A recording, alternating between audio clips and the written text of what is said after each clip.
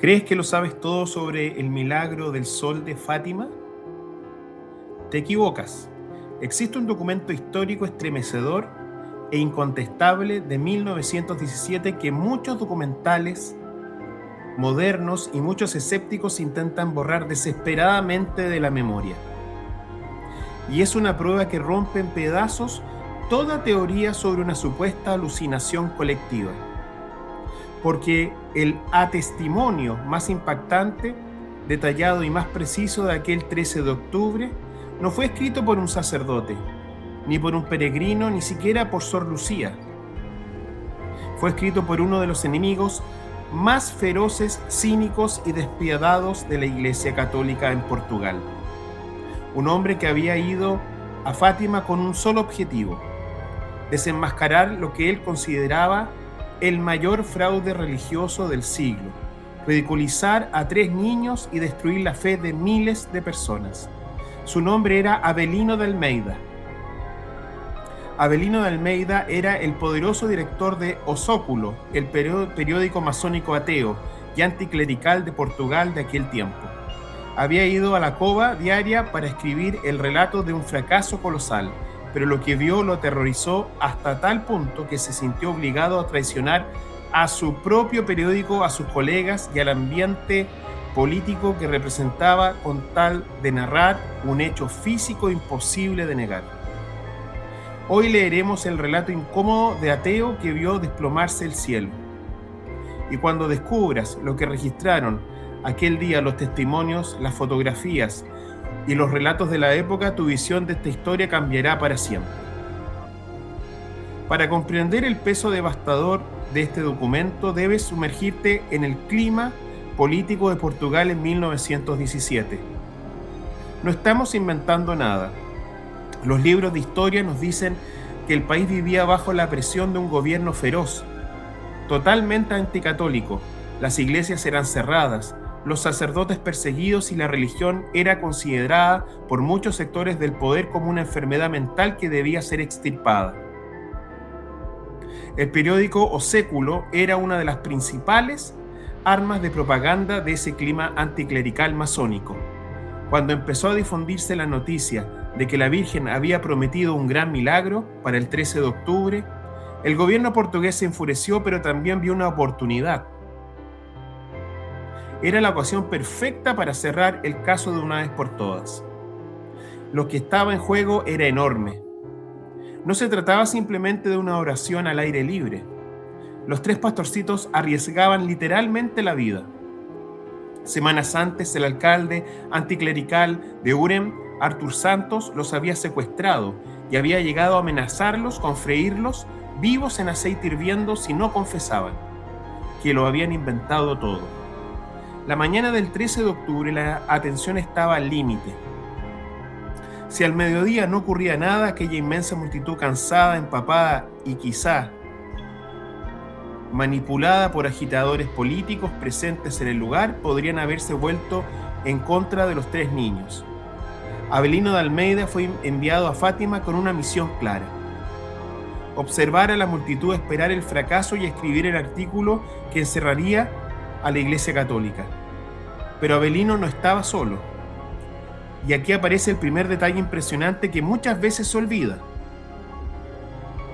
Para certificar el fraude de manera incontestable, Avelino había llevado consigo a Judá Rua, el mejor fotógrafo del periódico, también rigurosamente ateo. Las famosas fotografías históricas en blanco y negro que ves en tantos documentales sobre Fátima, esas imágenes con personas mirando el cielo completamente conmocionadas, no fueron tomadas por un peregrino devoto. Fueron tomadas por el objetivo fotógrafo de la prensa masónica enviada allí para documentar una supuesta farsa. Avelino llegó al lugar el día anterior. En su primer artículo, publicado la misma mañana del 13 de octubre, se burló de los peregrinos. Los describió como pobres ilusos, como ovejas ignorantes arrastradas por una histeria colectiva. Estaba seguro de sí mismo. Era el intelectual iluminado, el libre, pensador rodeado de campesinos supersticiosos. pero no tenía ni idea de que pocas horas después todas sus certezas absolutas serían barridas por algo que no podía. La mañana del 13 de octubre fue una pesadilla meteorológica. Una lluvia helada y torrencial cayó sobre la cova Daría. Los caminos se convirtieron en ríos de barro. 70.000 personas estaban reunidas en el valle. Estaban empapadas hasta los huesos, congeladas, hundidas en el barro rojizo hasta los tobillos. Avelino de Almeida y Yudararúa ya estaban allí. Miraban el reloj. Era mediodía. No ocurría nada. La lluvia seguía cayendo sin piedad. Los periodistas ateos empezaron a sonreír. Los niños habían mentido. La farsa quedaba desenmascarada. Pero de pronto Lucía, la mayor de los niños, miró hacia el cielo y gritó: ¡miren el sol! En ese preciso instante la lluvia se detuvo de golpe. No disminuyó gradualmente como ocurre en una tormenta normal.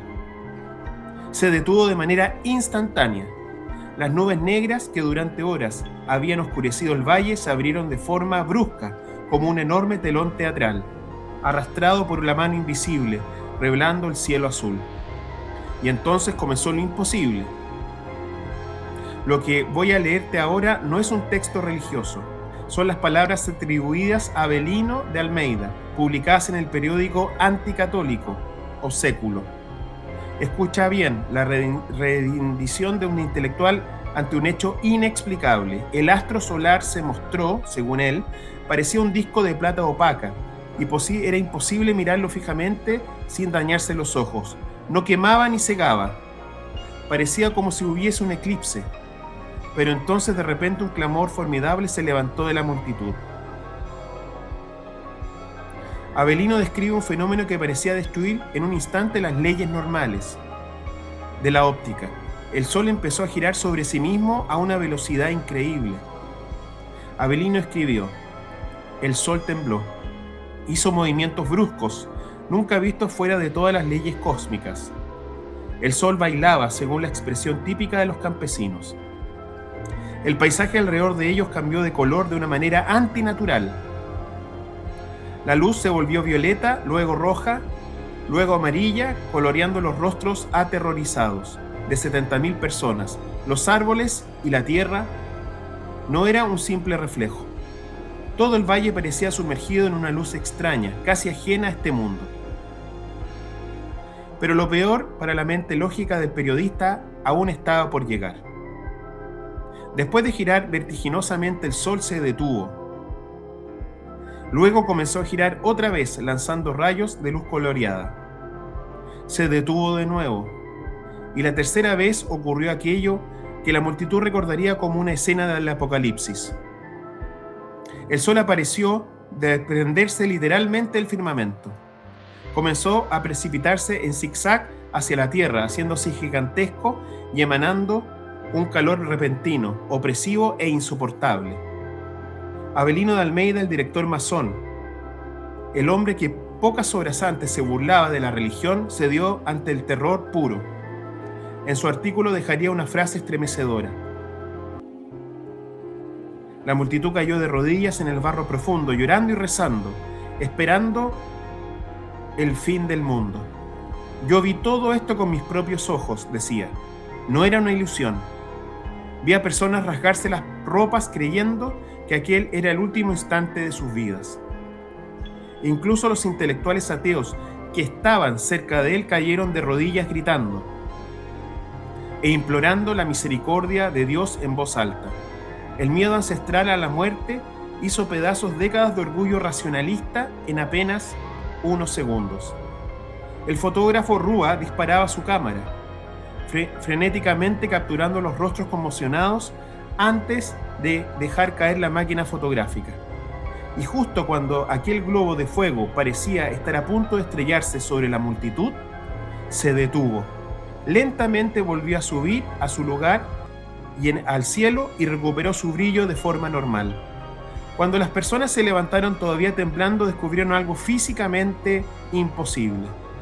Sus ropas estaban completamente secas, totalmente secas, y el barro en el suelo ya estaba seco.